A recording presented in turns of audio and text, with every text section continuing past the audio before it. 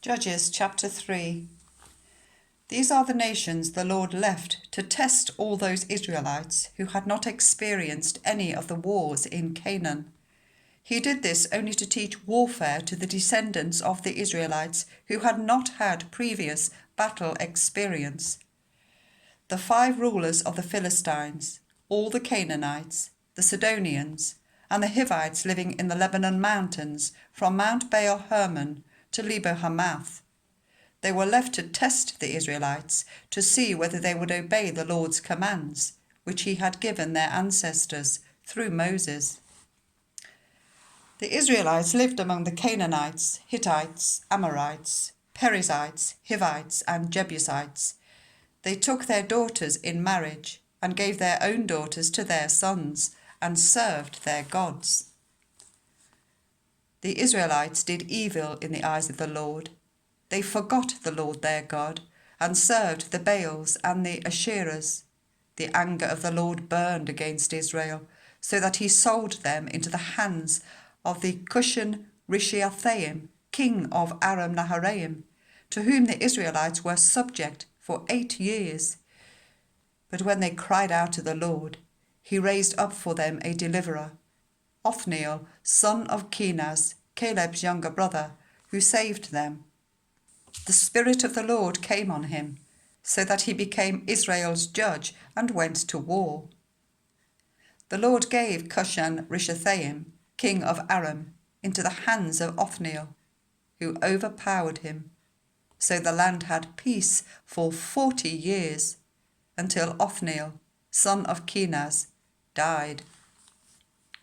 Again, the Israelites did evil in the eyes of the Lord, and because they did this evil, the Lord gave Eglon, king of Moab, power over Israel, getting the Ammonites and Amalekites to join him. Eglon came and attacked Israel, and they took possession of the city of palms. The Israelites were subject to Eglon, king of Moab, for 18 years. Again the Israelites cried out to the Lord, and he gave them a deliverer, Ehud, a left-handed man, the son of Gera the Benjaminite. The Israelites sent him with tribute to Eglon, king of Moab. Now Ehud made a double-edged sword about a cubit long, which he strapped to his right thigh under his clothing. He presented the tribute to Eglon, king of Moab, who was a very fat man. After Ehud had presented the tribute, he dismissed those who had carried it. But on reaching the stone images near Gilgal, he himself went back to Eglon and said, "Your Majesty, I have a secret message for you."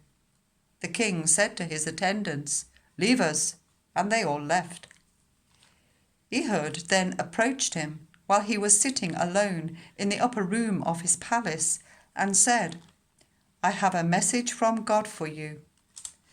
As the king rose from his seat, Ehud reached with his left hand, drew the sword from his right thigh, and plunged it into the king's belly. Even the handle sank in after the blade, and his bowels discharged. Ehud did not pull the sword out, and the fat closed in over it. Then Ehud went out to the porch. He shut the doors of the upper room behind him and locked them. After he had gone, the servants came and found the doors of the upper room locked. They said, "He must be relieving himself in the inner room of the palace." They waited to the point of embarrassment, but when he did not open the doors of the room, they took a key and unlocked them. There they saw their lord fallen to the floor, dead. Whilst they waited, Ehud got away. He passed by the stone images and escaped to Seirah. When he arrived there, he blew a trumpet in the hill country of Ephraim, and the Israelites went down with him from the hills, with him leading them. "Follow me," he ordered, "for the Lord has given Moab, your enemy, into your hands." So they followed him down and took possession of the fords of the Jordan that led to Moab. They allowed no one to cross over. At that time they struck down about 10,000 Moabites, all vigorous and strong. Not one escaped. That day Moab was made subject to Israel, and the land had peace for 80 years. After Ehud came Shamgar, son of Anath, who struck down 600 Philistines with an ox goad. He too saved Israel.